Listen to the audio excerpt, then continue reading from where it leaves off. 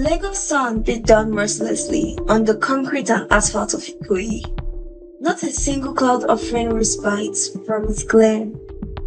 Heat rose in visible waves from the pavement, distorting the air above it like ripples of water. The political rally at Freedom Park buzzed with the energy of 1,000 conversations, punctuated by the occasional burst of campaign jingles from massive speakers.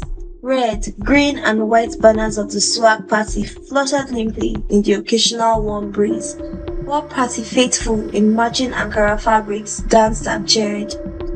Ada Okon wipes the sweat from her brow with the back of her hand, balancing a heavy cooler of food parcels against her hip. Her simple white blouse clung to her back, and she wished she had worn her hair up instead of letting it fall in neat braids around her shoulders. Father would say this is just a taste of the hellfire that awaits sinners, she muttered to herself with a small smile, setting down the cooler to catch her breath.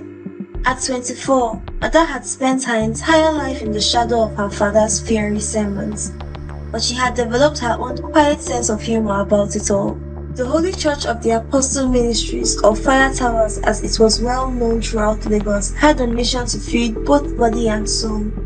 Today, that meant Ada delivering meals to the underprivileged who had been bursting for the rally, likely to make up numbers for SWAG, one of Nigeria's most powerful political parties. She reached for a bottle of water in her bag, unscrewed the cap, and took a long drink. As she lowered the bottle, her gaze fell on a man standing apart from the crowd. He wasn't dancing or shouting like the others. Instead, he observed everything with calculated interest, occasionally making notes on a sleek tablet. His crisp blue suit seemed to repel the heat, and his posture spoke of privilege and confidence. Something about him, perhaps the way he stood so completely in his own space, unbothered by the chaos, caught Ada's attention. As if sensing her gaze, he looked up. Their eyes met briefly across the crowd, and Ada quickly looked away, embarrassed to be caught staring. She reached for her cooler again, determined to finish her task so she could escape the heat. As she turned, the half-empty water bottle slipped from her grasp, splashing water onto the dusty ground and directly onto the polished leather shoes of someone standing right behind her. "I'm so sorry," Ada exclaimed, mortified as she looked up to find the very same man she'd been observing. Instead of the annoyance she expected, his face broke into an easy smile. "No problem at all. Water is probably the only thing that could make this heat bearable." His voice was smooth and confident, with a slight inflection of someone educated abroad. "Still, I'm sorry about your shoes," Ada said, noticing how the water had left dark spots on the expensive leather. "These?" He glanced down dismissively. "They'll dry. I'm Kunle, by the way. Kunle Aloba." The name registered immediately. Aloba, one of the most powerful political families in Lagos. Their name adorned buildings, roads, and was worshipped in corridors of power. She'd heard her father mention them during prayers, though never kindly. "Ada Okon," she replied, extending her hand formally. He shook it, his grip firm but not overwhelming. "You don't look like a swag supporter," he observed, glancing at her simple outfit devoid of party colors. "I'm not. I'm just delivering food parcels from my father's church." "Ah, charity work. Very noble," he said. But there was something in his tone that made Ada feel like he was testing her. "It's not charity, it's responsibility," she countered, meeting his gaze directly. "These people should be at work or school, not being paid to attend political rallies they have no interest in." Instead of being offended, Kunle looked intrigued. Interesting perspective. Most people wouldn't say that to an Alaba at a swag event. "I'm not most people," Ada replied, surprising herself with her boldness. And perhaps that's exactly what's wrong with our political system. So many people are afraid to speak truth to power. Kunle's eyes widened slightly, then he laughed. A genuine laugh that transformed his calculated expression into something more approachable. "You're absolutely right, Ada Okon. We need more voices like yours in the conversation." For the next 30 minutes, they talked while Ada handed out food parcels. Kunle helped her, ignoring the surprised looks from the party officials who couldn't understand why Otumba Aloba's son was serving food with a pastor's daughter instead of networking with potential political allies. Their conversation ranged from youth participation in politics to the role of faith in public service. Ada was surprised to find Kunle thoughtful and articulate, despite coming from a family her father often described as corrupt, worldly power brokers. As the afternoon waned and the heat became slightly more bearable, Ada realized she needed to return to the church. "I should get back," she said, checking her watch. "The evening service will be starting soon." Kunle nodded, looking almost disappointed. This was unexpectedly refreshing. "Would it be too forward to ask for your number? For strictly political debate purposes, of course," he added with a smile that suggested otherwise. Ada hesitated. She'd never given her number to a man her father hadn't personally vetted, much less the son of a political figure he openly criticized. But something about Kunle's direct gaze and the intelligence behind their conversation made her reach for her phone. For political debates only, she agreed with a small smile, entering her number into his phone. As she walked away, Ada couldn't help but glance back once. Kunle was still watching her, that same thoughtful expression on his face. She turned quickly, her heart beating a little faster than the heat alone could explain. Neither of them realized that this chance meeting, this simple exchange of words and numbers, would set in motion events that would challenge the very foundations of their separate worlds.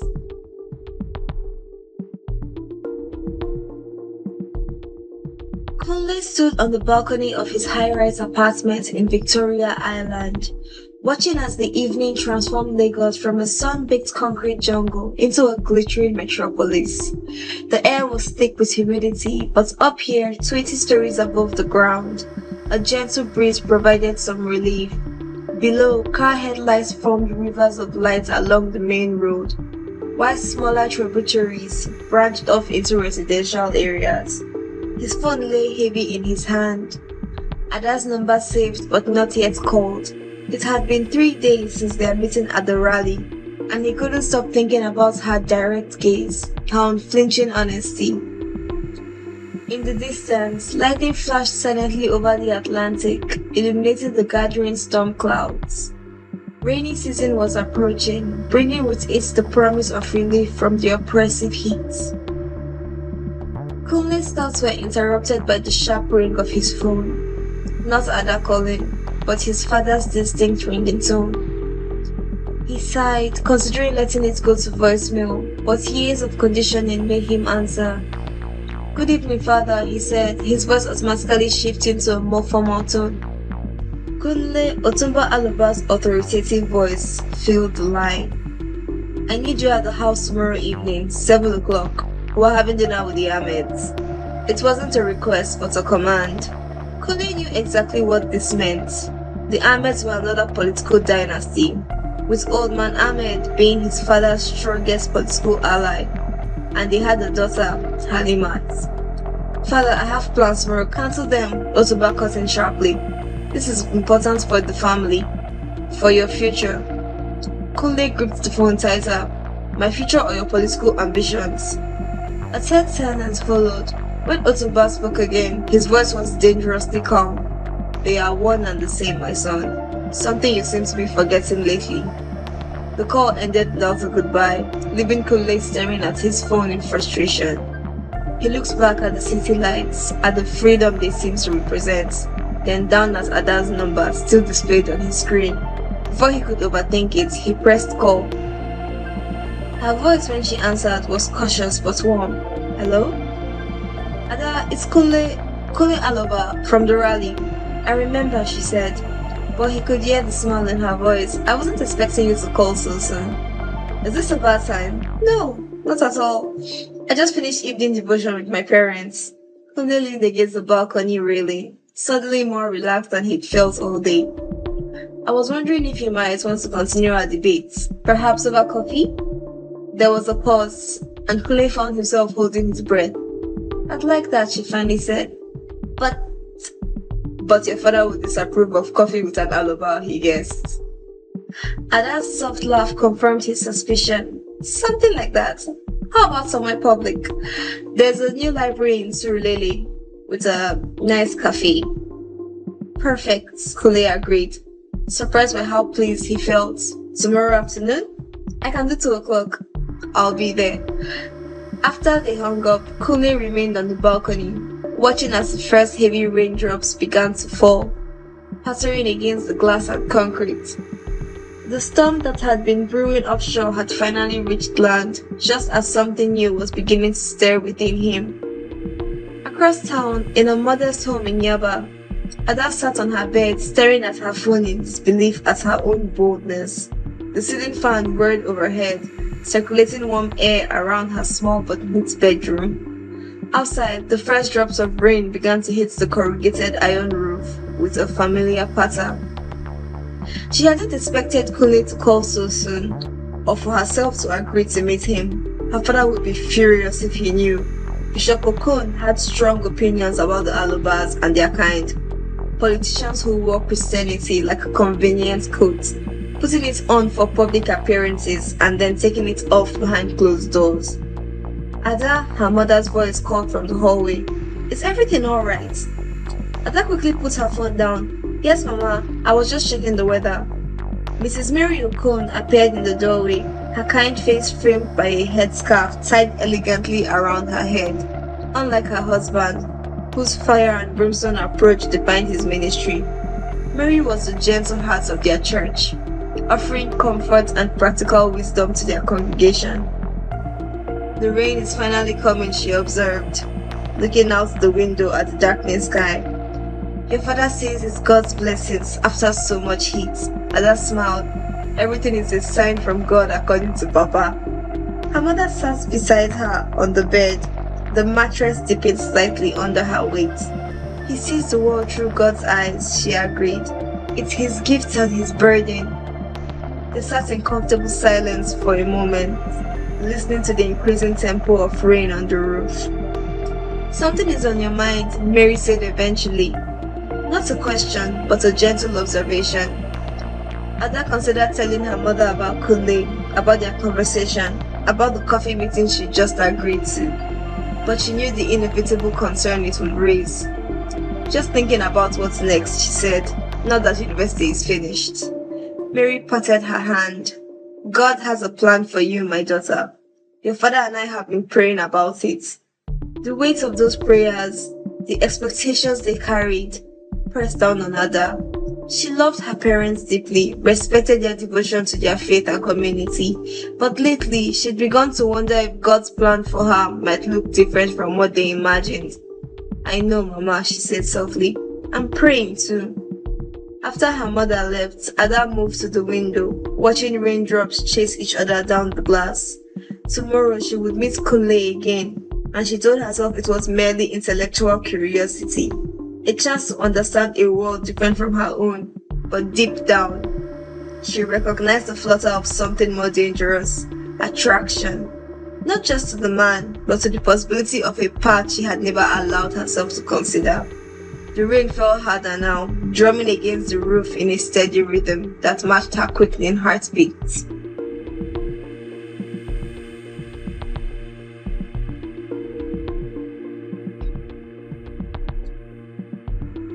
The library cafe smelled of fresh coffee and old books, an intoxicating combination that Ada had always loved. Sunlight streamed through large windows, creating pools of golden light on the polished wooden floors. Outside, puddles from previous night's rain reflected a sky that had cleared into a brilliant blue, washed clean by the storm. Ada checked her watch for the third time in as many minutes. 2:10 p.m. She stirred her cooling tea, wondering if Kunle had changed his mind or if this was how people in his world operated, on their own schedule, unconcerned with keeping others waiting.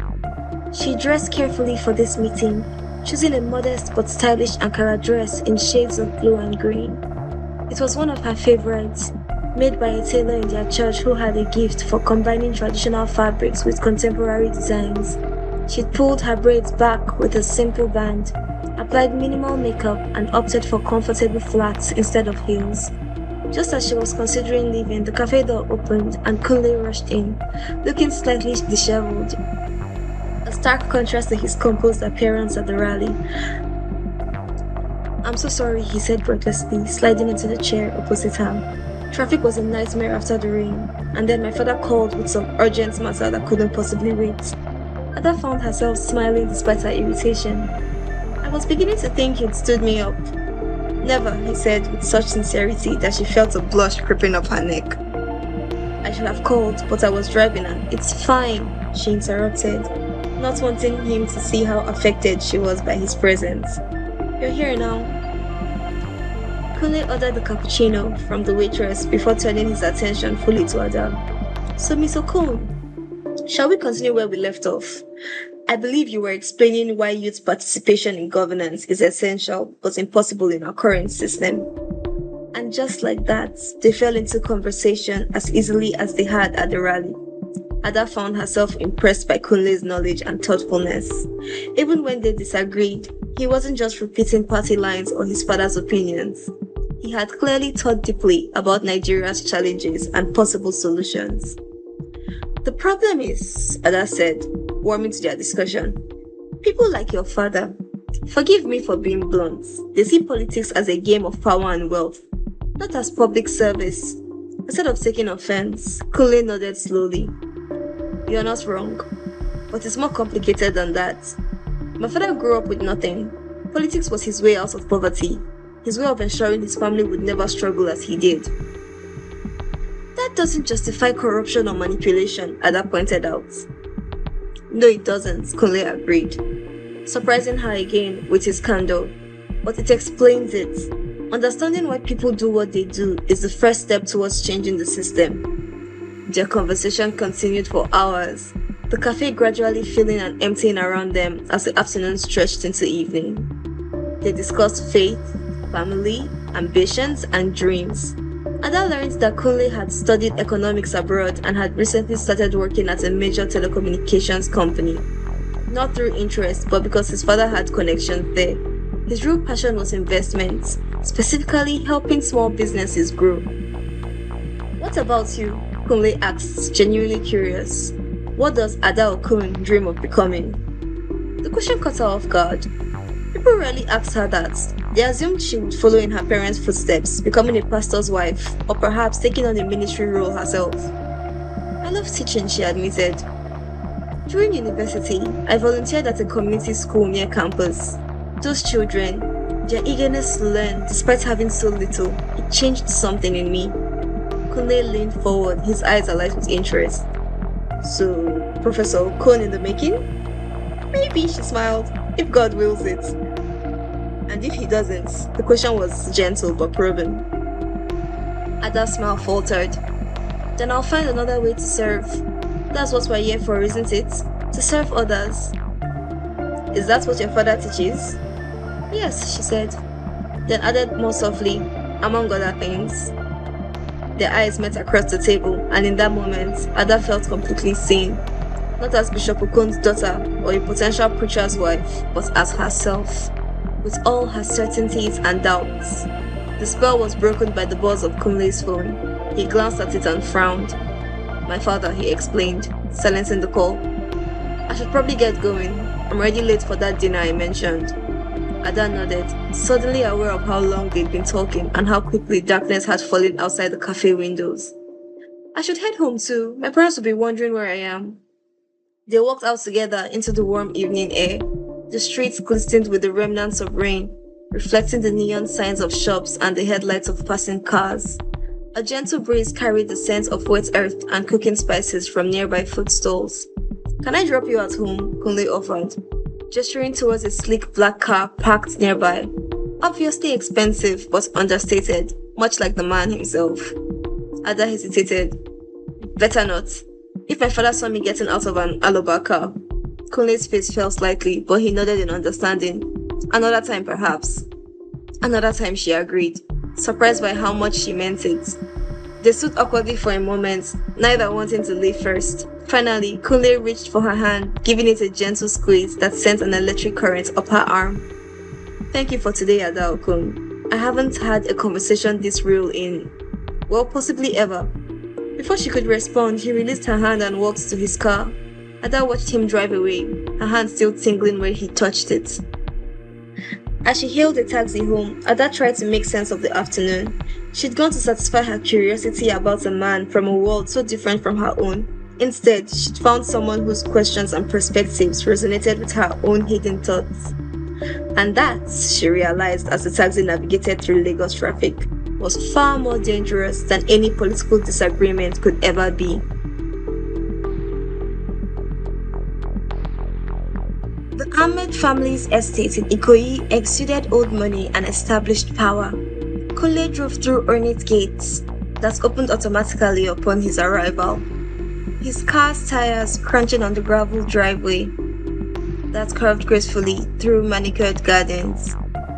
Palm trees swayed gently in the evening breeze, their fronds rustling like whispers of secrets exchanged between political dynasties for generations. He was late, very late. The dinner was scheduled for 7 p.m.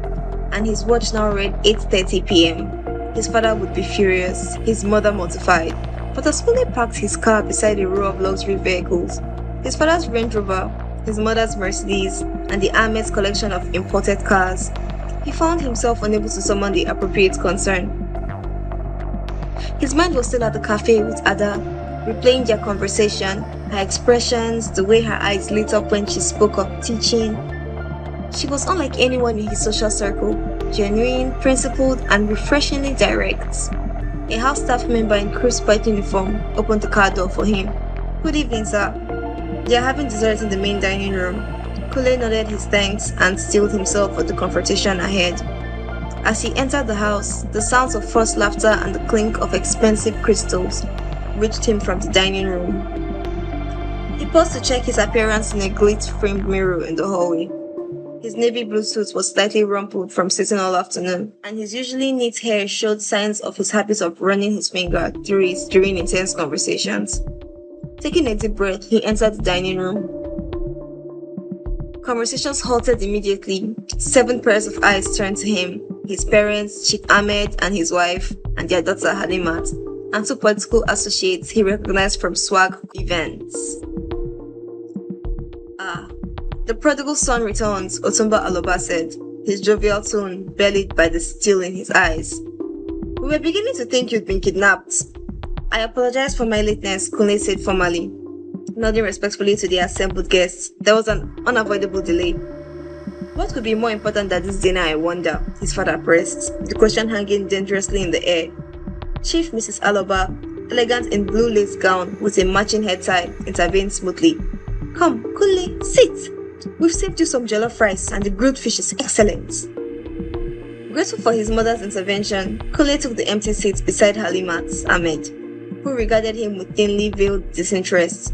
At 26, Halimat was a socialite with a large Instagram following and had a reputation for extravagant parties. Her designer dress probably cost more than what many Nigerians earned in a year, and diamonds glittered at her ears and throat. "You missed my story about Paris Fashion Week," she said, by way of greeting, her voice carrying the affected international accents in Nigeria's ultra-wealthy "Daddy says you work in telecoms now. How interesting."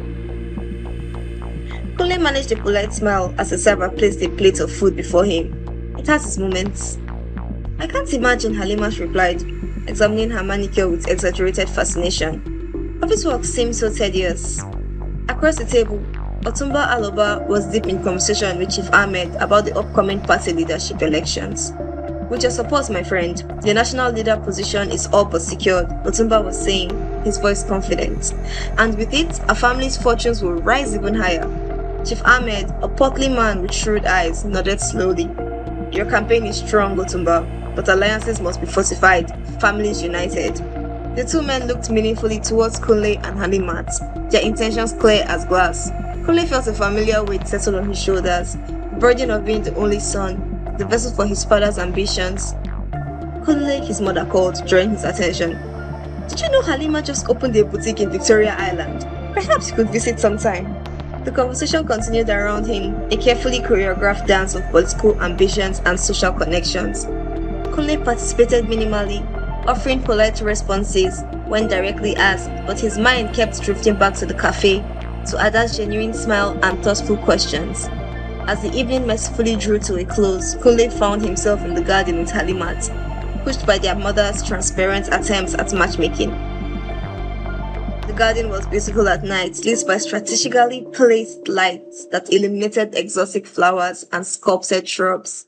The air was heavy with the scent of frangipani and night-blooming jasmine. In the distance, the lights of Lagos twinkled like falling stars.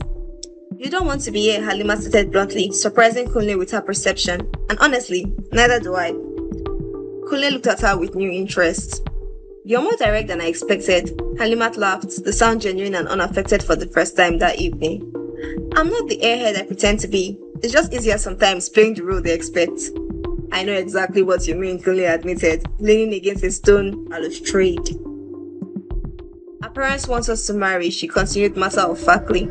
"Merge the family, secure the political alliance, produce perfect grandchildren who will continue the dynasty." "And what do you want?" Halimat looked out to the garden, her expression suddenly vulnerable. "To be left alone to live my life. I have a boyfriend in London. We've been together for 3 years." Kunle's eyebrows rose up in surprise. "Does your father know?" "God, no," she scoffed. "And he never will. At least, not until after he secures whatever political advantage he's hoping to gain from marrying me off." They stood in companionable silence for a moment, two people trapped in similar gilded cages. "What about you?" Halimat asked eventually. "Where were you, really, tonight? I doubt it was well." Kunle hesitated, then decided to match her honesty with his own. "I was with someone. A woman I met recently. She's different." "Different how?" "Real," he said simply. "No pretense, no political agenda, no dynasty to uphold." Halimat smiled wistfully. "Sounds refreshing. Does she know who you are?" "Yes, but I don't think she cares. In fact, I think she might disapprove." "Interesting," Halima said, studying him with newfound respect. Kunle Aloba, rebelling against the family legacy. Who would have thought? Before he could respond, his father's voice boomed from the terrace. "Kunle, the Ahmeds are leaving. Come say goodbye properly." They returned to the house, their brief moment of honesty replaced by the familiar mask of dutiful children. As goodbyes were exchanged, Kunle caught his father's eye and saw the calculation there, the satisfaction at seeing him and Halima together. Later, as he prepared to leave, Otumba pulled him aside in the grand foyer, away from the departing guests. "You've embarrassed me tonight," he said without preamble, his voice low but hard as granite. "Your lateness showed disrespect not just to me but to Chief Ahmed. I apologize, father." "An apology doesn't erase the impression, Kunle. Do you understand what's at stake here? The national leader position would elevate our family to unprecedented influence. The Ahmed support is crucial, and their daughter is not interested in me," Kunle interrupted. "Nor I in her." Otumba's eyes narrowed dangerously. "Interest is irrelevant. This is about family, about legacy, about securing our place in history." "No," Kunle countered, surprising himself with his defiance. "It's about your ambition, father, not mine." Otumba took a step closer, his voice dropping to a whisper. "Where were you tonight?" "With a friend." "A friend," Otumba repeated skeptically. "Who?" Kunle maintained eye contact, unwilling to lie but equally unwilling to bring Ada into this confrontation. "Someone outside our circles." Understanding dawned in Otumba's eyes, followed quickly by anger. "You risk everything we've built for what? Some momentary distraction." "She's not a distraction," Kunle said quietly, the words escaping before he could consider their implications. His father's expression hardened. "I see. Then I suggest you reconsider your priorities, my son. Quickly." As Kunle drove home through the quiet streets of Ikoyi, the weight of his father's expectations pressing down on him, his phone buzzed with a text message. It was from Ada. "Thank you for today. I enjoyed our conversation. Perhaps we could do it again sometime." Despite the confrontation with his father, despite the complications and the gulf between their worlds, Kunle found himself smiling as he typed his reply. "Name the time and place. I'll be there."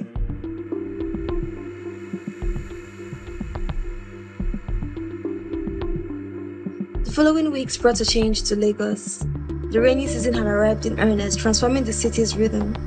Mornings often dawned clear and bright, giving way to afternoon downpours that cleansed the air of dust and smog, if only temporarily. Streets became temporary rivers, traffic slowed to a crawl, and pedestrians huddled under awnings or dashed between shelters with newspapers held over their heads. For Ada and Kunle, the rain became an unexpected ally, creating pockets of time and space where they could exist together, away from the scrutiny of their families and the expectations that usually govern their lives. Their meetings became more frequent, quick lunches at tucked-away restaurants, walks through art galleries, conversations over coffee that stretched into hours. Each encounter deepens their connection, revealing layers of compatibility that surprised them both. On this particular afternoon, they sat in Kunle's car in the parking lot of the National Museum, listening to the rain hammer against the roof. The windows had fogged up, creating a cocoon of privacy in the otherwise public space.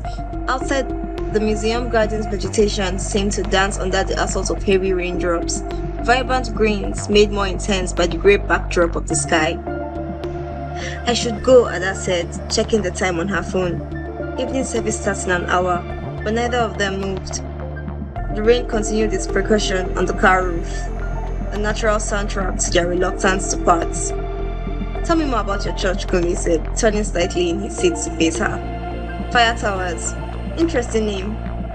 Ada smiled, her fingers tracing patterns on the foggy passenger window. "It's from the scripture about God being a tower of fire around his people. My father has always been drawn to the more dramatic imagery of the Bible." "I've heard him preach, Kunle admitted, at a civic event a few years ago.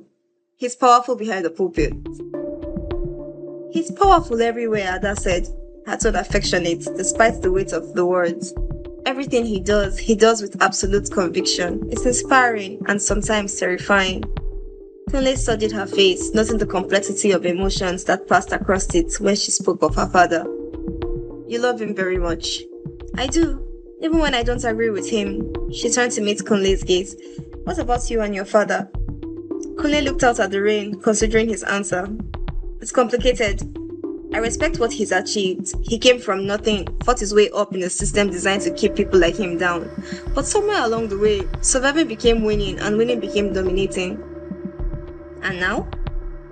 "Now he wants me to continue his legacy, the dutiful son, carrying the Aloba name forward, climbing even higher on the ladder he built." "Is that what you want?" Ada asked softly. The question hung between them, simple yet profound. Kunle had been asked about his ambitions many times, by university counselors, job interviewers, family friends, but always with the assumption that his aims would align with his father's trajectory. No one had ever asked what he wanted, with genuine openness to the answer. "No," he said finally, the admission feeling both like a betrayal and a release. "I want to build something of my own, not through political connections or family influence, but through hard work and genuine value." Ada nodded understanding. "That's admirable." "And terrifying," he added with a small smile. "Disappointing Otumba Aloba is not for the faint of heart." The rain was easy now, transforming from a downpour to a gentle patter. Drops slid down the windows in meandering paths, occasionally merging to form larger rivulets.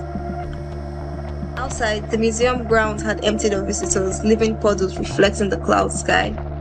"I really should go," Ada said again, but made no move to leave.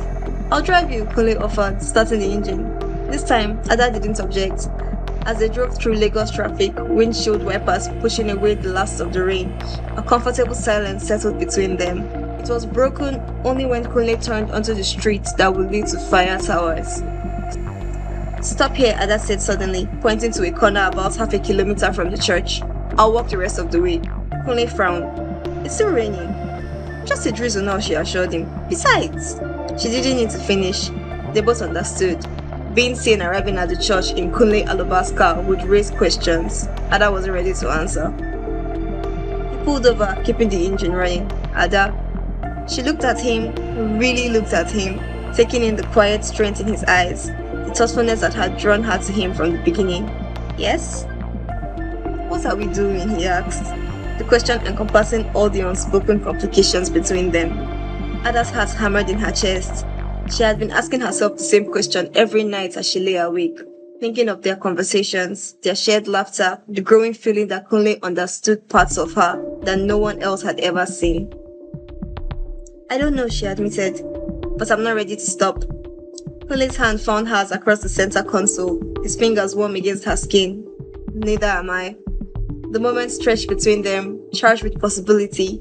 Ada was acutely aware of every point of contact between them, of the intimacy of the car's interior, of how easy it would be to lean across and... Her phone buzzed, breaking the spell. A text from her mother. "Where are you? Your father is asking." Reality crashed back in. Ada gently withdrew her hand. "I have to go." Kunle nodded understandingly, but was obviously disappointed. "Will I see you tomorrow?" "Yes," she said, surprising herself with the certainty in her voice. "Same place, same time." As she hurried through the light rain towards the church, Ada felt a curious mixture of guilt and exhilaration. She had been raised to be honest, to honor her parents, to seek God's will in all things. Yet here she was, keeping secrets, nurturing feelings for someone her father would surely disapprove of. "Is this your will, Lord?" she whispered as she approached the church, its imposing structure looming against the darkening sky. "Or am I straying from your path?" No divine answer came, only the continued gentle patter of rain and the distant sound of worship music beginning inside fire towers. With a deep breath, Ada straightened her shoulders and hurried inside, the weight of her secrets following her like a shadow. The Holy Church of the Apostles' Ministry stood as a testament to Bishop Okon's vision and his congregation's faith. The main sanctuary could hold over 1,000 worshippers, its high ceilings adorned with crystal chandeliers that cut and reflected lights like heavenly stars. Red carpets ran between rows of polished wooden pews, leading to a raised platform where a magnificent pulpit dominated the space. Behind it, a large wooden cross served as a reminder of the sacrifice at the center of their faith. On this Wednesday evening, the sanctuary was about half full, a respectable turnout for a midweek service. The worship team led the congregation in spirited praise, their voices carried by a sophisticated sound equipment that ensured even those at the back could feel the full power of the music. Ada slipped into a seat near the front, where her mother had saved a place for her. Mrs. Mary Okon gave her daughter a questioning look, noting her slightly damp appearance and flushed cheeks. "The rain caught me," Ada explained in a whisper, smoothing down her dress. Her mother nodded, though her eyes held suspicion. "Your father was asking for you." "I'm here now," Ada replied, focusing her attention on the stage where the worship leader was bringing the praise session to a crescendo. Bishop Okon watched from his seat of honor, a large throne-like chair to the side of the pulpit. At 52, he remained an imposing figure, tall and broad-shouldered, with a voice that could shift from a gentle murmur to a thunderous roar, depending on the message he felt led to deliver. His tailored suits and gleaming shoes spoke of prosperity, a physical manifestation of the blessings he preached would come to the faithful. When he rose to take the pulpit, a reverent hush fell over the congregation. Bishop Okon surveyed his flock with the confident gaze of a shepherd who knew the path to green pastures and still waters. "Tonight," he began, his voice resonating throughout the sanctuary, "I want to talk about temptation." Ada felt her heart skip a beat, an irrational fear gripping her that somehow her father had divined her secret meetings with Kunle. "The enemy," Bishop Okon continued, warming to his theme, "is subtle. He doesn't approach with horns and a pitchfork announcing his evil intentions. No, he comes disguised as something good, something attractive, something that seems reasonable." Murmurs of agreement rippled through the congregation. Ada's hands tightened in her lap. "The world offers many distractions, many diversions from the narrow path of righteousness. Success, wealth, pleasure, these are not evil in themselves. But when they become your focus, when they lead you away from God's purpose for your life, they become tools of the enemy." "Preach, Pastor!" somebody called from the back, spurring the bishop to greater heights of oratory. "The Bible warns us. Be sober, be vigilant, because your adversary, the devil, walks about like a roaring lion, seeking whom he may devour. But I tell you tonight, sometimes that lion purrs before it roars. Sometimes temptation comes with a smile, with a handshake, with promises of happiness that seem harmless, but lead to spiritual destruction." Ada felt her mother's gaze on her profile, but kept her eyes fixed forward, afraid that looking away might somehow reveal her turbulent thoughts. The sermon continued for nearly an hour, Bishop Okon moving from scriptural references to personal anecdotes, from warnings about worldly entanglements to promises of divine favor for those who remain steadfast. Throughout, Ada couldn't shake the feeling that each word was aimed directly at her, as if her father could see into her heart and was responding to the confusion he found there. When the service finally ended, she remained in her seat as others filed out, needing a moment to collect herself. Ada, her father's deep voice broke through her thoughts. He had approached while she was lost in contemplation, and now stood beside her pew, his expression unreadable. "Papa," she responded, rising to her feet in respect. "You were late," he observed, not accusingly, but with characteristic directness. "Yes, Papa. I lost track of time at the museum, and then the rain." It wasn't a lie, not exactly, but the omission felt heavy on her tongue. Bishop Okon nodded slowly. "The museum. Cultural education is important, but not as important as spiritual feeding." He placed a hand over her shoulder, his touch both comforting and somehow constraining. "You've been distracted lately, my daughter." Ada swallowed hard. "I've had a lot on my mind, waiting for my NYSC posting." "God will direct your path," he assured her, his confidence absolute. "But you must keep your eyes fixed on him, not on worldly pursuits. Remember, Ada, you are a daughter of Zion before anything else." "Yes, Papa," she replied automatically, the response ingrained from childhood. As they walked together towards the church offices, where her father would meet with deacons and elders before returning home, Ada felt the weight of her double life growing heavier. The God she believed in was loving and forgiving, but he was also true. How long could she continue living in this shadow? Space between honesty and deception, between her faith and her emerging feelings for Kunle. The question followed her through the remainder of the evening, through the nights and into her dreams, where Kunle and her father faced each other across an unbridgeable divide, both calling her name. The telecommunications company where Kunle works occupied several floors of a sleek glass and steel building in Victoria Island's business district. His office, while not as large as those of senior executives, still afforded him a stunning view of the city, and, beyond it, a silver of Atlantic Ocean visible on clear days. On this morning, the sky had cleared after days of intermittent rain, revealing a vibrant blue expanse dotted with puffy white clouds. The sunlight reflected on the windows of nearby buildings, creating a dazzling mosaic of light that seemed to mirror Kunle's unexpectedly bright mood. He scrolled through work emails on his computer, responding to the most urgent ones while his mind repeatedly drifted to thoughts of Ada. Their conversation in the car yesterday, the almost moments they'd shared, the way her hand had felt in his. These memories surfaced like treasures he couldn't help but examine again and again. A knock on his office door interrupted his pleasant reverie. "Come in," he called, quickly shifting his screen to a spreadsheet of quarterly projections. Tunde Olatunji, the company's marketing director and Kunle's direct supervisor, entered with a broad smile. In his mid-40s, Tunde had the energetic presence of someone perpetually caffeinated, his mind always racing with new ideas and strategies. "Kunle, just the man I wanted to see. Got a minute?" "Of course, sir," Kunle responded, gesturing to the chair across from his desk. Tunde waved away the formality. "How many times must I tell you to call me Tunde? Sir makes me feel ancient." Kunle smiled. Despite being his boss, Tunde had always treated him as a colleague rather than a subordinate, never alluding to Kunle's family connections or suggesting his position was anything but earned. "What can I do for you, Tunde?" "I've been interviewing the team's performance this quarter, and your numbers are impressive.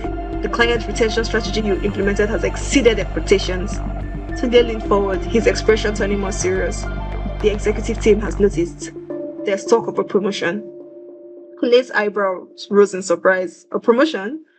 I've only been here for 6 months. 6 months of exceptional work," Tunde countered. "Look, we both know there were whispers when you joined. Otumba's son getting a plum position, all that nonsense. But you've silenced the critics. This promotion will be on merit, Kunle. Your merits." Pride and satisfaction warmed Kunle's chest. Throughout his education and brief career, he'd worked twice as hard as his peers, determined to prove that he was more than his father's name. This recognition, earned through his own efforts, meant more than Tunde could possibly understand. "Thank you," he said simply. "That means a lot. Don't thank me yet. The transfer would be to the head office. More responsibility, better pay, direct line to the executive team." Kunle nodded slowly, processing the information. The head office was where strategic decisions were made, where real impacts happened. It was an opportunity most employees at his level would kill for. When would this happen? He asked. That's the thing, Tunde replied, his enthusiasm returning. It could be as soon as next month. We're expanding our operations and they need sharp minds like yours at the center of it all. As Tunde laid out more details about the potential promotion, Kunle found his thoughts straying once again to Ada. Just as their connection was deepening, just as he was allowing himself to imagine possibilities beyond friendship, work was offering a new path. A path that aligned perfectly with his ambition to build something independent of his father's influence. After Tunde left, promising to keep him updated on the executive team's decision, Kunle turned his chair to face the panoramic view of Lagos. The city sprawled before him, a chaotic yet somehow harmonious blend of old and new, tradition and innovation. Somewhere out there, Ada was going about her day, perhaps thinking of him as he was thinking of her. He pulled out his phone and sent her a text. Still on for today? I have news to share. Her reply came almost immediately.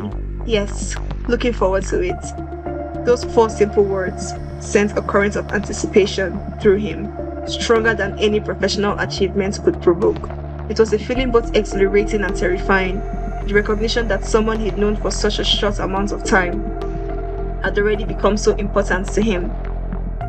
Kunle returned to his work with renewed focus, but a corner of his mind remained occupied with thoughts of the afternoon ahead, of Ada's smile, and of the invisible thread that seemed to be drawing them closer despite the odds. The rooftop cafe where Ada and Kunle had agreed to meet offered a panoramic view of Lagos that made the city seem almost magical. From this height, the chaos of traffic, the density of buildings, and the press of humanity transformed into a vibrant tapestry. The early evening sun cast a golden glow over everything, softening edges and painting the sky in shades of amber and rose. Ada arrived first, choosing a table near the edge where potted palms created a sense of privacy. She wore a simple yellow dress that complemented her warm complexion. Her braids loosely gathered in a style that was both elegant and casual. A gentle breeze played with the hem of her dress and brought with it the mixed scents of the city. Spices from street food vendors, the saltiness of the distant lagoon, the indefinable essence of millions of lives unfolding simultaneously. She ordered a fruit juice and tried to calm her racing heart. These meetings with Kunle had become the highlights of her days, moments of connection and understanding that made the rest of her life seem somehow muted in comparison. It was dangerous, this feeling, this gradual realignment of her priorities, away from the strict path her parents had always expected her to follow. You look beautiful, Kunle's voice came from behind her, causing her to turn with a smile already forming on her lips. He stood there in charcoal grey trousers and a crisp white shirt with sleeves rolled to his elbows, looking too handsome for Ada's peace of mind. His smile held a hint of nervousness that mirrored her own emotions. Thank you, she said simply as he took the seat across from her. You mentioned you have news? Kunle ordered a soda from a passing waiter before answering, a potential promotion to the head office. Kunle, that's wonderful, Ada's genuine delight warmed him. On your own merits, not your father's connections. Exactly, he said, pleased that she understood the significance without him having to explain. It's everything I've been working towards, a chance to build something for myself, to step out of my father's shadow. Ada reached across the table to squeeze his hand, an impulsive gesture that felt perfectly natural. I'm proud of you. For a moment, they just looked at each other, hands connected, the city spreading out below them like a physical manifestation of possibilities. There's more, Kunle said eventually, reluctantly withdrawing his hand as their drinks arrived. My father is pushing harder for this arrangement with the Ahmed family. Their daughter, Halimat. Ada's expression clouded slightly. An arranged marriage? Not exactly arranged. More strongly encouraged. Kunle ran a hand through his hair. A habit Ada had noticed emerged when he was frustrated. My father is campaigning for the national leader position in SWAG. Chief Ahmed's support is crucial, and in Nigerian politics, alliances are often cemented through family ties. Ada finished for him, understanding all too well the cultural dynamics at play. Yes, Kunle confirmed. There was a dinner last night, another opportunity for Halimet and me to get to know each other better. He made air quotes with his fingers, unable to keep the sarcasm from his voice. Ada looked down at her juice, suddenly feeling the vast gulf between their worlds. And is Halima interested in me? Kunle shook his head. No more than I am in her. We actually had a surprisingly honest conversation about it. She has her own life, her own person she cares about. But like me, she's caught in family expectations. Relief flooded through Ada, followed immediately by guilt for feeling relieved. What rights did she have to feel anything about Kunle's potential relationships? They were just friends, just two people from different worlds who enjoyed talking to each other, weren't they? And what about you? She asked, softly forcing herself to meet his gaze. What do you want, Kunle? The question hung between them, loaded with unspoken meanings and possibilities. Kunle looked at her, really looked at her, as if trying to memorize every detail of her face. I want, he began, then paused, weighing his words carefully. I want to be free to make my own choices, to build my own life. And lately, I've been thinking that life might include Ada or Kun. The booming voice cut through their intimate conversation like a thunderclap. Ada froze, blood draining from her face as she turned to see her father, standing just meters away, his imposing figure radiating righteous fury. Bishop Okon approached their table with measured steps, his eyes fixed on Ada with an intensity that made her shrink back in her seat. Behind him, a church member named Sister Bridget hovered anxiously, clearly the one who had spotted Ada and reported back to her father. Papa, Ada managed to say, her voice barely above a whisper. What are you doing here? I could ask you the same question, daughter, Bishop Okon replied. His gaze shifted to Kunle, who had risen respectfully to his feet. Although, I see the answer clearly enough. Kunle extended his hand. Bishop Okon, I'm Kunle Aloba. It's an honor to meet you, sir. I've heard your sermons. I know exactly who you are, young man, Bishop Okon interrupted, ignoring the outstretched hand. Son of Otumba Aloba, swag party royalty. He turned back to Ada. Is this where you've been disappearing to? Meeting secretly with this politician's son? The contempt in his voice stung Ada deeply. She stood as well, finding courage in the unfairness of his judgment. We're just friends, Papa. Having a conversation. Friends? Bishop Okon scoffed. Do friends hide their meetings from family? Do friends exchange looks like the ones I just witnessed? He shook his head sadly. I am disappointed, Ada. Deeply disappointed. Sir, Kunle interjected calmly. I apologize if our meetings has caused any concerns, but I assure you, my intentions towards your daughter are honorable. Bishop Okon's eyes flashed. Honorable. The Alabas wouldn't know honor if it preached to them from the pulpit. Your father built his empire on broken promises and political manipulations while pretending to be a man of faith. Papa, please, Ada implored, mortified by the scene unfolding and the stares he was attracting from nearby tables. This isn't the place. No, it isn't, Bishop Okon agreed severely. The place for my daughter is at home, with her family, preparing for the future God has ordained for her, not gallivanting around Lagos with the son of a man who represents everything that ministry stands against. He turned to Ada, his voice softening slightly, but remaining firm. We're leaving now. Sister Bridget will drive us home. Ada stood frozen, torn between the lifetime of obedience to her father and the new feelings stirring within her. She looked at Kunle, saw the mixture of concern and determination in his eyes, and made her decision. I'll be home later, Papa, she said, her voice trembling but resolute. Kunle and I need to finish our conversation. A heavy silence fell over the rooftop. Bishop Okon's expression darkened with disbelief and anger. When he spoke again, his voice was dangerously quiet. If you choose to stay here now, Ada, you are choosing to defy not just me, but the values that have shaped your entire life. Consider carefully the path you are taking. The ultimatum hung in the air between them, weighted with implications that reached far beyond this moment. Ada felt tears threatening, but fought them back, unwilling to show weakness even as her father fractured with the impossible choice before her. I respect you, Papa, she said finally. I always have, but I'm not a child anymore. I can choose my own friends, make my own decisions. Bishop Okon's face became a mask of stone. Then you have made your choice. He turned and walked away, Sister Bridget hurrying after him with a backward glance of shock and disapproval at Ada. As they disappeared into the elevator, Ada's legs gave way and she sank back into her chair, the full impact of the confrontation washing over her. Kunle quickly sat beside her, concern etched across his features. Ada, I'm so sorry. I never meant to come between you and your father. She shook her head, trying to process what had just happened. It's not your fault. This has been building for a while. My father, he sees the world in absolutes, right and wrong, black and white, God's way and the highway. Do you want me to take you to your home, to talk to him, explain? No. Ada interrupted, surprising herself with the certainty in her voice. Not right now. He needs time to cool down, and I need time to think. They sat in silence as the sun continued its descent, casting longer shadows across the rooftop. The golden light of earlier had faded, replaced by the deeper oranges and purples of approaching dusk. Below them, Lagos began its transformation into a city of lights, thousands of bulbs and neon signs pushing back against the encroaching darkness. What happens now? Kunle asked eventually, his voice gentle.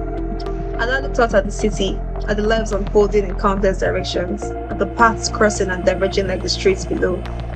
I don't know, she admitted. I've never defied my father before, never had a reason to. Kunle hesitated, then asked the question that hung between them. And now? Do you have a reason now? Their eyes met, and in that moment, Ada knew that something fundamental had shifted. Whether she had been pushed by her father's ultimatum or pulled by her growing feelings for Kunle, she had stepped off the carefully plotted path of her life. Where this new direction would lead, she couldn't say, but looking at Kunle, at his intelligence, his kindness, his quiet strength, she couldn't bring herself to regret it. Yes, she said simply, I think I do. As night settled fully over Lagos, they remained on that rooftop, talking of their families, their dreams, their fears, and the uncertain future that suddenly seemed to stretch before them. Frightening in its newness, but alive with possibilities neither had dared to imagine before.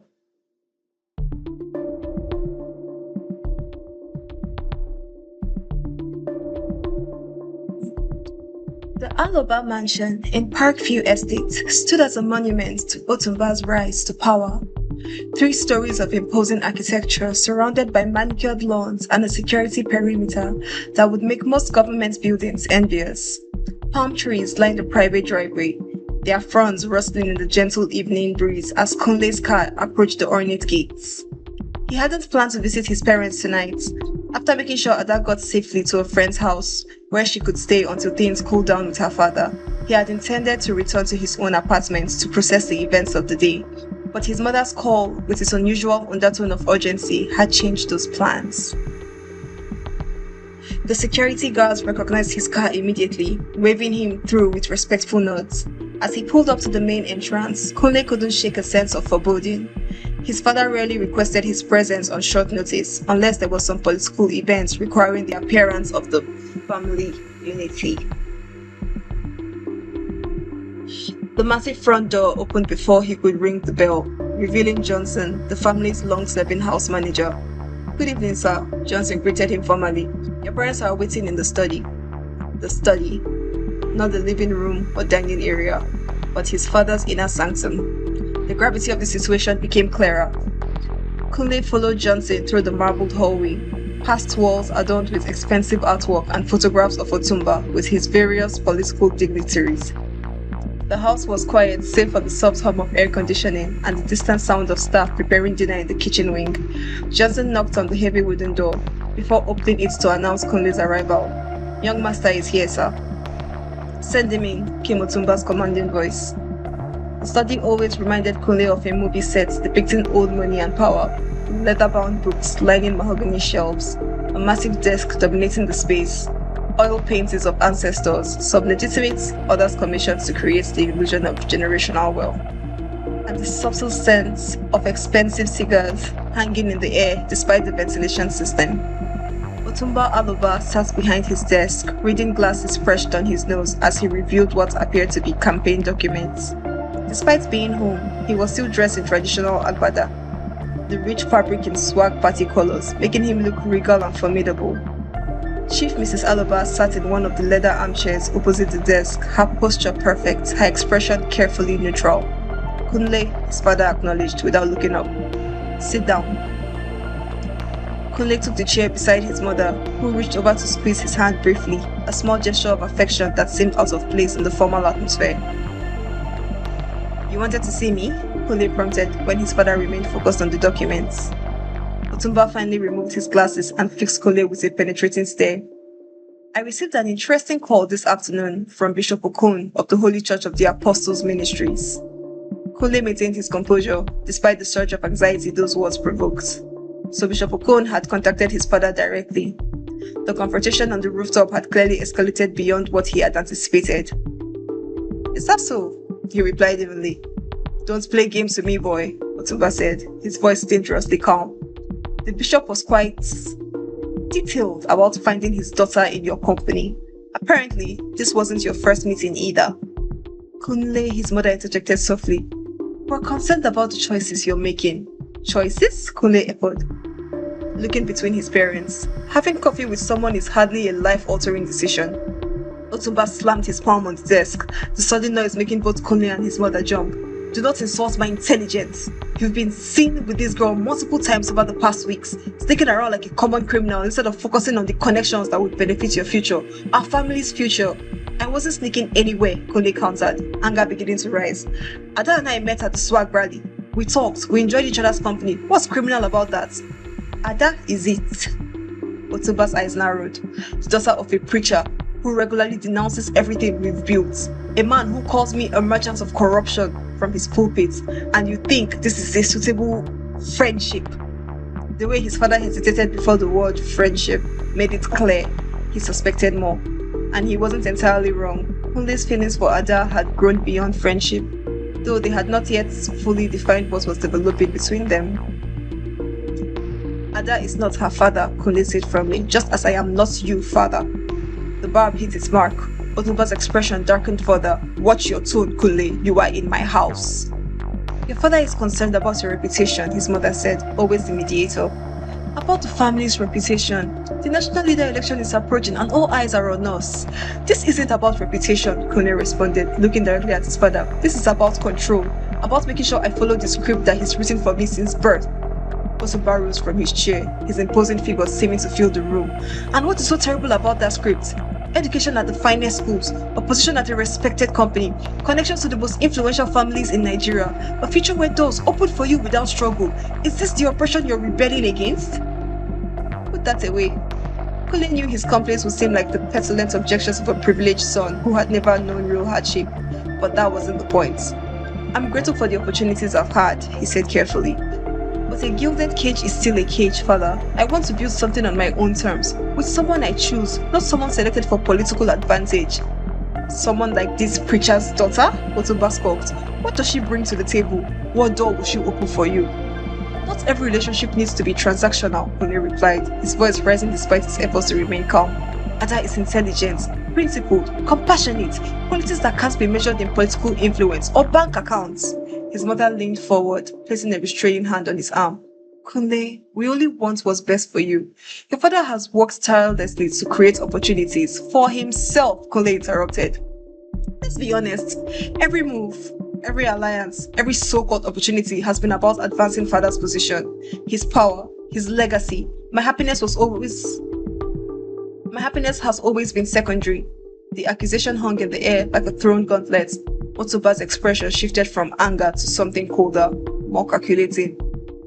You think I built all this for myself? He asked quietly, gesturing around the opulent study. You think I fought my way up from nothing, endured humiliation and obstacles, made difficult choices and necessary compromises just for my own glory? He moved around the desk to stand directly in front of Kunle, his presence overwhelming. Everything I have done, everything has been for you, so that my son would never know the poverty I knew. The door slammed in my face. The system designed to keep people like us down unless we fight twice as hard and play the game better than those born into privilege. The raw emotion in his father's voice caught Kunle off guard. Otumba rarely spoke of his early struggles, preferring to project an image of someone who had always been destined for greatness. I understand that, father, Kunle said, his tone softening slightly, and I respect what you've achieved. But the world is different now. I don't need to make the same compromises you did. The world is not different, Otumba countered bitterly. It has the same teeth, same appetite for devouring the weak or unprepared. It just wears a prettier mask. He returned to his seat behind the desk, suddenly looking tired despite his formal attire and commanding presence. This girl, this Ada, She may be everything you say, but her world and ours do not mix, Kunle. Oil and water. Her father built his reputation on condemning men like me, on promising his followers that righteousness is worth more than prosperity. Maybe he's not entirely wrong, Kunle suggested quietly. Chief Mrs. Aloba gasped softly at what bordered on blasphemy in their household, but Otumba just looked at his son with an expression that mingled disappointment and something like pity. When you're hungry, son, righteousness doesn't fill your stomach. When your child is sick, prayers doesn't pay hospital bills. He shook his head slowly. Bishop Okon can afford his high moral ground, because men like me have built the platform he stands on. Kunle started to respond, then stopped, recognizing the futility in their arguments. They were speaking different languages, seeing the world through fundamentally different lenses shaped by their respective experiences. What exactly are you asking of me, father? He asked finally. End this. Whatever it is with this Okon girl, Otumba said flatly. Focus on your career, on the connections that will secure your future. The Ahmeds are hosting a gala next weekend. Halima will be expecting you to accompany her. It wasn't a request. In the Aloba household, Otumba's will had always been law, until now. Kunle stood slowly, straightening to his full height, nearly equal to his father's now, though he still felt like a child in the man's presence. I can't do that. Can't? Otumba's eyes raised. Or won't? Both, Kunle replied simply. I respect you, father. I always will, but I need to make my own choices now, even if they are not the ones you would make for me. His mother rose as well, distress evident in her eyes. Kunle, please, think about what you're saying. My father only wants to protect you. I don't need protection, mother. I need freedom. He looked between his parents, feeling an unexpected surge of compassion for them, despite the conflict. They were products of their time, their circumstances, their struggles. I should go. We all need time to think. As he turned to leave, his father's voice stopped him at the door. If you walk out now, Kunle, you are choosing a path separate from this family. Consider carefully what that means. The echo of Bishop Okon's similar warning to Ada earlier that day was not lost on Kunle. How strange that two men from such different worlds with such opposing values would use almost identical tactics to control their children. I have considered it, father, Kunle said without turning back, and I choose my own path. He closed the study door quietly behind him, the soft click somehow more final than a slam would have been. As he walked through the grand hallway toward the exit, the portraits of political allies and dignitaries seemed to watch him with judgment, as if he had betrayed not just his father but an entire system, an established order. Outside, the evening air felt unusually fresh against his face. The security guard opened the gates without question, unaware that the young man driving through might not be welcome to return so easily next time. As Kunle drove away from the estate, his phone buzzed with a text message from Ada. Can we talk? I'm at Joy's place in Lekki. Despite the weight of his confrontation with his parents, despite the uncertainty now clouding his future, Kunle felt a lightness as he typed his reply. On my way. Whatever challenges lay ahead, they would face them together, two souls from different worlds, finding common ground in their shared desire for authenticity and self-determination. The road would not be easy, but for the first time in his life, Kunle felt he was traveling in the right direction. The following days unfolded in a blur of emotional turbulence for both Ada and Kunle. Lagos continued its rhythms around them. Traffic snarled and flowed. Rainstorms came and went. Markets bustled, but for the two young people caught in the crossfire of family expectations, the city seemed to exist in a different dimension than their private drama. Ada stayed with her friend Joy, a fellow church member who had always been more progressive than most of the Fire Tower's congregation. Joy's small but comfortable apartment in Lekki became a sanctuary where Ada could think, pray, and try to make sense of the rupture with her father. He'll come around, Joy assured her one evening, as they sat on the tiny balcony, watching lightning flicker over the distant lagoon. The air was heavy with moisture, promising another downpour before morning. Bishop Okon loves you more than anything. Ada sipped her tea, unconvinced. You didn't see his face, Joy. It was like I'd betrayed not just him, but God himself. Parents often confuse their will with God's will, Joy observed wisely, especially parents who spend their lives interpreting God's words for others. Ada had called home several times, but her father refused to speak with her. Her mother answered, her voice strained with worry and conflicted loyalty. Give him time, Ada, she had pleaded. Come home, and we can sort this out as a family. But returning home would mean capitulating to her father's demand, and she cut ties with Kunle, an ultimatum Ada couldn't accept. not after everything they'd been through. The rain started, gentle at first and increasing to a torrential downpour that drummed against the roof of Joy's apartment. Ada watched water stream down the balcony glass, each rivulet like the tears she'd shed over the past days. Do you think love should be this difficult? Ada asked, hugging her knees to her chest. Joy leaned against the door frame, her silhouette framed by the warm lights from inside the apartment. The most valuable things often require the greatest sacrifice, she said. But Ada, are you sure this is worth it? You've known Kunle for what? 3 months? It feels like I've known him my whole life, Ada whispered, her eyes following the patterns of the raindrops. When we talk, it's like he understands parts of me I didn't even know existed. Is that silly? Joy smiled, her expression softened by the dim light. Not silly, just rare. She sat beside Ada on the small bench. Your father will eventually accept that you're a grown woman capable of making your own choices. Whether those choices include Kunle, that's a longer journey. Ada's phone vibrated with a text message. Kunle. Meeting with an old friend who might be able to help. We'll call you after. Miss you. She typed back quickly. Stay dry. Miss you too. The miss you felt inadequate to describe the hollow ache in her chest whenever they were apart, especially now when so much was uncertain. Across town, Kunle navigated his car through flooded streets, windshield wipers working overtime against the deluge. Lagos transformed in the rain. Potholes became miniature lakes, street vendors huddled under makeshift shelters, the usual cacophony of horns muted by the percussion of water on metal rooftops. He pulled up against Cafe Neon, his bright sign a beacon in the grey afternoon.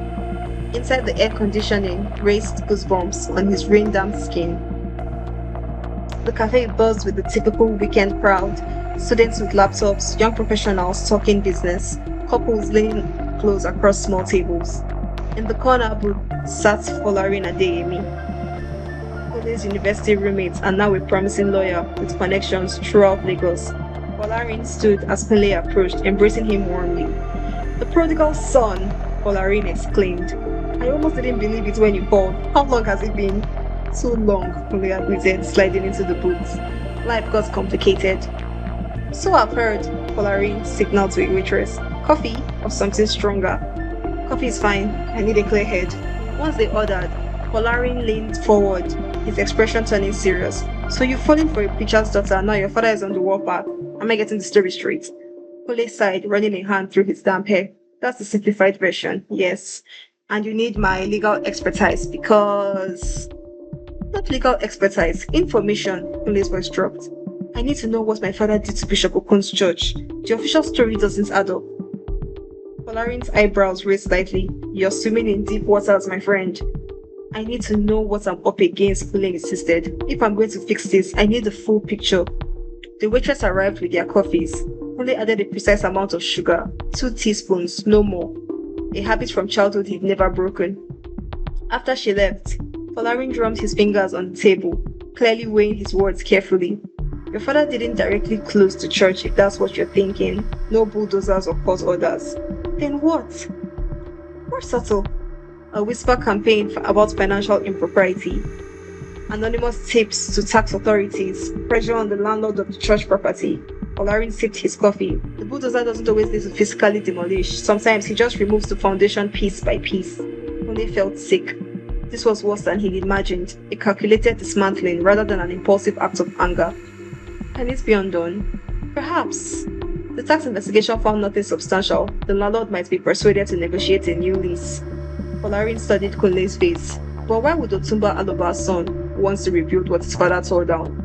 The rain hammered against the cafe windows, distorting the world outside into abstract patterns. Because I love her, Kunle said simply, and I need to make this right. Folarin nodded slowly. Love, the one force the bulldozer never accounted for. He pulled out his phone. I know someone at the property management company. Let me make a call. As Folarin stepped away to make his call, Kunle stared into his coffee, watching the small whirlpool created by his phone. His mind drifted to Ada, wondering if she was watching the same rain, feeling the same mixture of hope and despair that churned in his chest. Ada's NYC orientation camp sprawled across several acres of land on the outskirts of Asaba. The compound buzzed with activity as young graduates in white t-shirts and khaki trousers moved between activities, some jogging around the parade ground, others queuing for meals at the canteen, many huddled in groups sharing stories and forming new friendships. For Ada, the camp offered a warm distraction from the turmoil of recent weeks. The regimented schedule, waking up at 5 a.m. for physical training, attending lectures, practicing parade drills, left little time for brooding. But in quiet moments, her thoughts inevitably returned to Kunle and the uncertain future of their relationship. The evening air was thick with humidity as Ada sat on the steps outside her dormitory, watching the sunset paint the sky in fiery orange and deep purple. Mosquitoes buzzed lazily around her, but she barely noticed them, lost in thoughts. Earth to Ada, Joy called, waving a hand in front of her face. Joy had been posted to the same camp, a small mercy that made her transition easier. "You've been staring at the same spot for 10 minutes. Ada blinked, returning to the present. "Sorry, just thinking." "About Loverboy?" Joy teased, sitting beside her. Among other things, Ada swatted at a persistent mosquito. "I still haven't heard from my father. Mom says he's busy with the new church location, but I know he's avoiding me." Joy squeezed her shoulder sympathetically. "He'll come around." And Kunle, Ada's voice trailed off. "It's been days since we could talk properly. These camp rules about phones are killing me. Absence makes the heart grow fonder, or whatever. Or it gives his parents more time to convince him that I'm not worth the trouble." Ada plucked at a loose thread on her khaki shorts. "You should see the girl they want him to be with, Halimat. She's like a walking fashion magazine." Joy rolled her eyes. "And you're a walking angel. Stop comparing yourself to someone who's probably as miserable in her designer clothes as you are in these ugly uniforms." This drew a reluctant smile from Ada. "I just wish Ada..." "Joy!" Precious called, running towards them from the direction of the camp administration building. Precious was their third roommate, a vivacious pharmacy graduate with a gift for knowing everything that happened in camp before anyone else. "You're not going to believe this." She skidded to a halt in front of them, pausing dramatically to catch her breath. "Believe what?" Joy prompted. "There's a guy at the gate asking for Ada. Security is giving him a hard time, but he's insisting." Precious' eyes widened with excitement. "He drove a really nice car too. Is this the famous Kunle?" Ada's heart leapt. "It must be. Where exactly?" "Main gate. We're not supposed to." "Ada, wait!" But Ada was already running, ignoring the curious stares of other corps members as she sprinted across the parade ground. The main gate loomed ahead, its metal frame illuminated by floodlights that had just switched on against the gathering darkness. She slowed as she approached, suddenly conscious of how she must look, sweaty from the day's activities. No makeup, hair hastily tied back, but none of that mattered when she spotted Kunle through the fence, engaged in what appeared to be a tense conversation with the security guard. "Kunle," she called, rushing to the gate. He turned, his face lighting up at the sight of her. "Ada!" The security guard, an older man with a weathered face and tired eyes, looked between them. "You know this man?" "Yes, sir," Ada replied breathlessly. He's my..." The word boyfriend felt simultaneously too formal and too casual for what Kunle had become to her. "Fiancé," Kunle supplied smoothly, stunning Ada into silence. "I've driven all the way from Lagos to see her. Please, just for a few minutes." The guard's stern expression softened slightly. "Against regulations," he muttered, then glanced at Ada's hopeful face. "But I was young once too. 10 minutes. By the visitor shelter. No longer." "Thank you, sir," Ada said fervently as the guard unlocked the small gate side. Kunle stepped through, and for a moment they simply stood looking at each other, suddenly shy despite all they'd shared. Then Kunle opened his arms and Ada stepped into his embrace, breathing in his familiar scent, sandalwood cologne and something uniquely him. "I can't believe you're here," she whispered against his chest. "I had to see you." He pulled back slightly to look at her face, his eyes drinking in every detail as if memorizing her. "Your father told me where to find you." The revelation shocked Ada more than his appearance. "My father? You spoke to him?" Kunle nodded, guiding her towards the visitor shelter, a simple wooden structure with benches, offering minimal privacy but protection from the elements. "It's a long story, but I think there's hope, Ada." They sat close together on a bench, knees touching, hands intertwined. Around them, the camp continued its evening routines, distant voices singing patriotic songs, the occasional whistles of the drill instructor, the hum of generators powering the compound. "Tell me everything," Ada urged. Kunle took a deep breath. After we lost contact, I was devastated. I tried to distract myself with work, but nothing helped. Then my mother told me how you'd come looking for me before I left for Munich." Ada looked down at her joined hands. "I felt so foolish standing there outside your parents' mansion. Your mother wouldn't even speak to me directly. She sent a housemaid to tell me you were gone." "I'm sorry," Kunle said, lifting her hand to kiss her knuckles. If I had known, it doesn't matter now. Ada looked up at him. But what about those photos with Halima in Munich? A shadow passed over Kunle's face. A setup. My parents arranged for her to be there, and she made sure to document every moment for the press. I was polite but distant. Once I realized what was happening, I avoided her completely. Relief flooded through Ada. And my father, how did you find him? I confronted my parents about what happened to your father's church. The truth was worse than what I thought. Kunle's expression hardened. My father used his influence to systematically undermine Bishop Okun's ministry, but I've been working to undo the damage. He explained about his meetings with Folarin, the negotiations with the property management company, the effort to clear the church's reputation from the whispered accusations. That's why your father agreed to see me, Kunle concluded. I came with solutions, not just apologies. It took hours of conversation, but eventually he understood my intentions are genuine. Ada's eyes filled with tears. And he told you where to find me? He did, Kunle smiled. He also said that while he's still not convinced I'm good enough for his daughter, he's willing to let you make that determination yourself. He said that Ada couldn't hide her astonishment. Not in those exact words, Kunle admitted. There were more Bible verses involved, but that was the essence. Ada laughed despite her tears, the sound carrying across the quiet compound. I can't believe it. After everything. Your time is up, the security guard called from a respectful distance. Kunle stood reluctantly, still holding Ada's hand. I should go, but I'll come back this weekend for visiting hours. I promise. And then, Ada asked, suddenly afraid of the answer. And then, we figure it out together. He touched her cheek gently, one day at a time. As Kunle walked back towards the gate, Ada felt as if a weight had lifted from her shoulders. The path ahead wasn't clear yet, but for the first time in weeks, she could see beyond the immediate turmoil to a future with possibilities. Kunle, she called just before he reached the gate. He turned back, silhouetted against the security lights. I love you, her voice rang clear in the evening air, witnessed by the indifferent stars and a smiling security guard. Kunle's answering smile was radiant. I love you too, Ada Okun. Enough to face any bulldozer that comes our way. The rainy season gradually gave way to drier days as August turned to September in Lagos.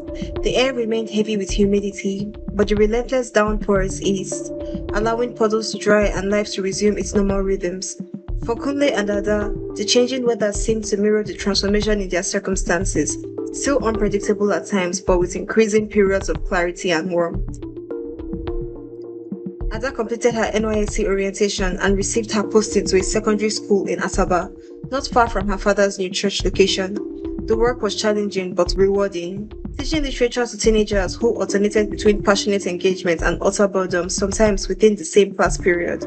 She found herself thinking of how Kunle would laugh at her stories of classroom misadventures, storing away anecdotes to share during their next call. Her relationship with her parents was healing slowly. Bishop Okun remained reserved about her connection with Kunle, but he had stopped actively opposing it. Ada suspected her mother's quiet influence behind the scenes, gently reminding her husband of his own youthful determination in the face of opposition from Mary's family, who had considered a young, ambitious preacher without established connections to be a risky match for their daughter. One Sunday evening, as Ada helped her mother prepare dinner in the modest kitchen of their new home, Mary Okun broached the subject directly for the first time. Your young man seems very determined, she observed, expertly dicing onions without shedding a tear, a skill Ada had never mastered. Ada nearly dropped the plate she was setting on the table. You mean Kunle? Unless there's another young man driving 4 hours every other weekend to see you. Mary's tone was light, but her eyes were serious as she looked up from her cutting board. He is determined, Ada agreed cautiously, unsure where the conversation was heading. Mary wiped her hands on her apron and turned to face her daughter fully. Outside, the setting sun cast long shadows through the kitchen window, painting the walls in amber lights. Somewhere in the neighborhood, a generator hummed to life, preparing for the near-inevitable power outage that tended to coincide with dinner time. Your father was like that, Mary said, her expression softening with memory. When he decided I was the one, nothing could dissuade him, not my father's disapproval, not the poverty we faced in those early years, not even my own doubts. Ada leaned against the counter, surprised by this rare glimpse into her parents' early relationship. They seldom discussed their life before becoming established ministry leaders, as if that struggling young couple existed in a different dimension from the respected bishop and his supportive wife. You had doubts? Ada asked quietly. Of course I did. Mary returned to her cooking, stirring the pot of jollof rice that filled the kitchen with fragrant steam. I was young, raised in a comfortable home. Your grandfather was a bank manager, not wealthy by today's standards, but secure. Your father had nothing but his faith and vision. What made you choose him anyway? Mary smiled, a private smile that belonged to memories Ada couldn't access. He looked at me and saw not just who I was, but who I could become. And when he spoke about the future, our future, I believed him. She added diced tomatoes to the pot, the sizzle punctuating her words. Does Kunle look at you that way, Ada? Ada thought about Kunle's expressions when they discussed their dreams. His intense focus, the way he built on her ideas rather than dismissing them, how he seemed to catalogue her words as if they were precious artifacts. Yes, she said simply. He does. Mary nodded, as if confirming something she'd already suspected. Your father is afraid because he knows how powerful that kind of love can be. It changes your priorities, shifts your allegiances. She lowered the heat under the pot and covered it. We dedicated you to God's service before you could walk. The path seemed so clear. University, marriage to a suitable young man from the church, a life in ministry. I can still serve God and love Kunle, Ada protested. I know that, Mary assured her, but your father is still adjusting his vision of your future. Give him time. She touched Ada's cheek gently. And maybe bring this determined young man to dinner next weekend. It's time we got to know him properly. Ada hugged her mother tightly. Thank you, she whispered. The power chose that moment to cut out, plunging the kitchen into sudden dimness. Both women laughed, the sound dispelling any remaining tension. Get the lanterns, Mary instructed. I'll finish dinner. As Ada moved through the familiar ritual of lighting kerosene lanterns, a necessary skill in a country with an unreliable power supply, she felt a sense of peace settle over her. The path forward wasn't perfectly smooth yet, but at least it was no longer blocked by seemingly insurmountable obstacles.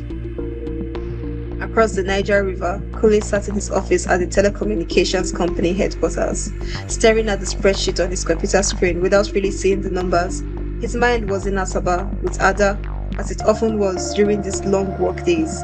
The orange glow of late afternoon sun reflected off the glass buildings of Victoria Island, casting geometric patterns across his desk. A knock at his door pulled him back to the present. Come in, he called, straightening in his chair and trying to look engaged with his work. Tunde Olatunji, his immediate supervisor and mentor at the company, entered with his usual brisk energy. Kunle, you're still here. Good man. I wanted to discuss the Abuja expansion project with you. Kunle gestured to the visitor's chair. Of course, sir. What about it? Tunde sat, placing a leather portfolio on the desk between them. In his mid-50s, with graying temples and wire-rimmed glasses, he embodied the image of corporate success, always immaculately dressed, decisively spoken, yet with a thoughtfulness that set him apart from many executives. I've been impressed with your work this past month, Tunde began. The analysis you did on the Rural Connectivity Initiative was exceptional, thorough, creative, forward-thinking. Thank you, sir, Kunle responded, pleasantly surprised by the unexpected praise. The Abuja project needs someone with exactly those qualities. Today opened the portfolio, revealing a series of documents. We're establishing a regional headquarters there, expanding our northern operations significantly, and putting together a core team to lead the initiative. Kunle leaned forward with genuine interest. It sounds like an exciting opportunity.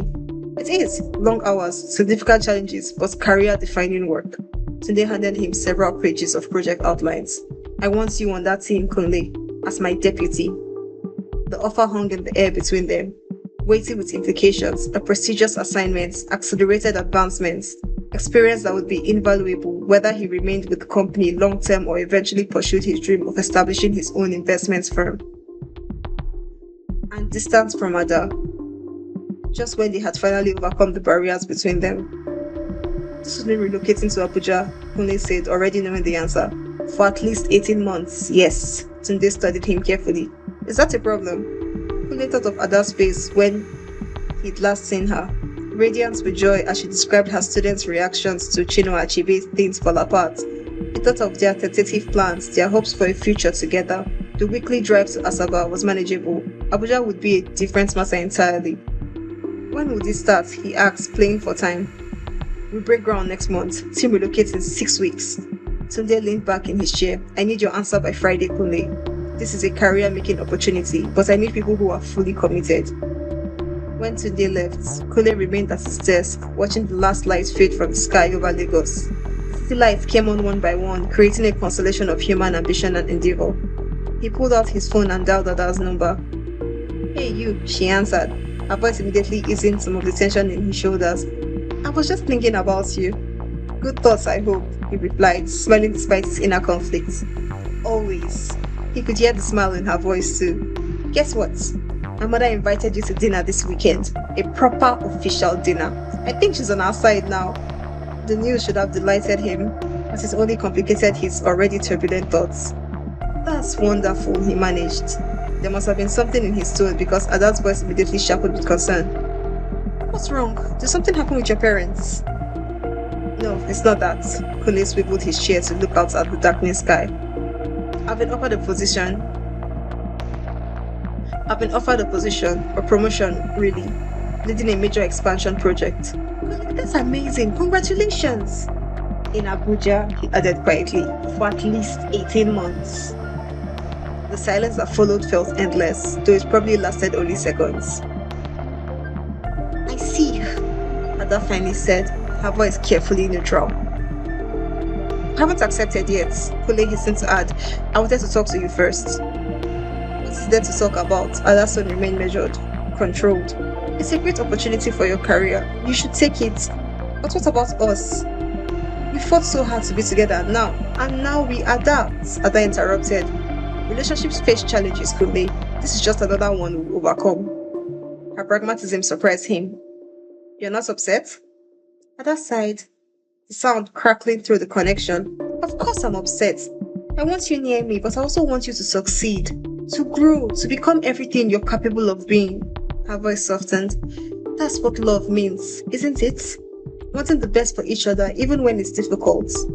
Relief and gratitude washed over Kunle. "Have I told you lately that you're amazing?" "Not nearly often enough," she teased, lightening the moment. "So, dinner this weekend? You can tell me all about this fancy new job." "I'll be there," Kunle promised. "And Ada, thank you for understanding." "Always," she replied simply. After they disconnected, Kunle sat in his quiet office, marveling at how quickly priorities could shift. Months ago, this promotion would have been his singular focus, the validation of his professional worth. Now it was balanced against, perhaps, even secondary to the relationship he had fought to preserve. He picked up the project documents Tunde had left, reading them with renewed purpose. If he was going to Abuja, he would make every moment count, building something worthy of the temporary sacrifice it demanded from both of them. The dinner with Ada's parents proceeded better than either Ada or Kunle had dared to hope. Bishop Okon remained reserved but respectful, asking thoughtful questions about Kunle's work and family background. Mary Okon was openly warm, serving Kunle extra portions of her delicious jollof rice and pepper soup, a universal sign of approval in Nigerian households. As the evening concluded, Bishop Okon drew Kunle aside while Ada helped her mother clear the table. They stood on the small veranda of the house, the night air filled with the chirping of crickets and distant church music from somewhere in the neighborhood. "My daughter believes in you," Bishop Okon said without preamble,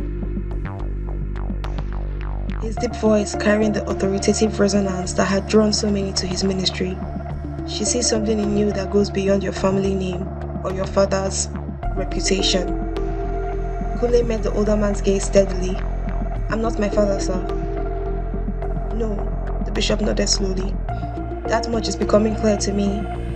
But you are still an Aloba, and that name carries certain associations, which I'm working to change, one decision at a time." Bishop Okon studied him for a long moment, his expression inscrutable in the dim light of the veranda. "Ada tells me you're moving to Abuja. For a work assignment, yes. It's temporary. And yet you continue to pursue my daughter." It wasn't quite a question. Kunle considered his words carefully. "Distance doesn't change how I feel about Ada. If anything, it's clarified what matters most to me." "And what is that, young man?" "A future with her," Kunle answered without hesitation. "A partnership built on mutual respect and shared values, even when our backgrounds and perspectives differ." The bishop made a non-committal sound, looked out at the quiet streets beyond their compound. When I was a young man, he began, surprising Kunle with a personal turn. I believed I could change the world through the power of the word alone. That righteousness was enough. A rueful smile crossed his face. Time has taught me that faith without pragmatism often fails to bear fruit. Kunle remained silent, sensing the bishop was working towards something important. My ministry has always stood against the corruption that plagues our nation, the abuse of power, the exploitation of the many for the benefit of the few. Bishop Okon's voice hardened. Your father represents much of what I've preached against, but perhaps... Perhaps? Kunle prompted when the older man fell silent. Perhaps we need bridges between these worlds, more than we need walls. Bishop Okon turned to face Kunle directly. Ada is precious to me. Her happiness matters more than my pride or preconceptions. I'll do everything in my power to ensure she's happy, sir, Kunle promised. See that you do. The bishop extended his hand, a gesture that carried the weight of provisional acceptance. Go to Abuja. Prove your character through your actions there. And know that you will be in my prayers. Kunle shook the offered hand, understanding that while this wasn't a wholehearted blessing, it was a significant step towards genuine acceptance. When Ada joined them moments later, she sensed the changed atmosphere immediately. Is everything okay? She asked, looking between the two men. Yes, my daughter, Bishop Okon answered, his expression softening as he looked at her. Everything is progressing as God intends. The week before Kunle's departure for Abuja passed in a blur of preparation. Work handovers, apartment hunting through online listings, and precious time carved out for Ada. They established routines that would sustain them through the coming separation, scheduled video calls, shared digital playlists, book recommendations they could discuss across the distance. On Kunle's last weekend before leaving Lagos, they spent a day at Tarkwa Bay, one of the city's beloved beaches. The October weather was perfect, sunny but not scorching, with a gentle breeze carrying the salt tang of the ocean. They walked along the shore, collecting seashells and talking about everything and nothing, both consciously avoiding mentioning the impending separation. As the afternoon waned, they sat on a spread blanket, watching local boys play an energetic game of beach football. The setting sun painted the water with streaks of gold and crimson, while fishing boats bobbed in the distance, returning with the day's catch. I've been thinking, Kunle said, drawing patterns in the sand beside their blankets. About us, about the future. Ada leaned her head against his shoulder. That sounds serious. It is. He took her hand, intertwining their fingers. This separation is going to be hard. 18 months is a long time. We'll make it work, Ada assured him, though her own heart ached at the thought of his absence. We've overcome bigger obstacles. We have. Kunle shifted to face her directly, which is why I want to ask you something important. Ada's breath caught as Kunle reached into his pocket and pulled out a small velvet box.